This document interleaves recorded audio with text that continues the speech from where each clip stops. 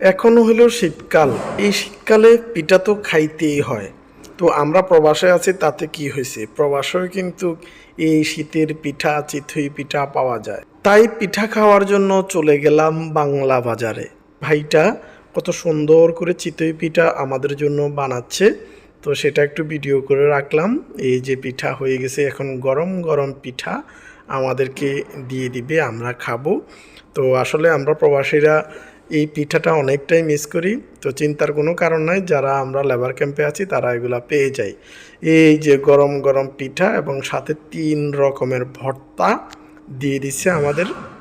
তো এখন খাবো আর সাথে ভিডিও করতেছি। আসলে এই শীতের পিঠা দেশে থাকলে মায়ের হাতে বানানো অনেক খাইতাম, তো প্রবাসে এখন খাচ্ছি, এই ভাই বানাই দিল।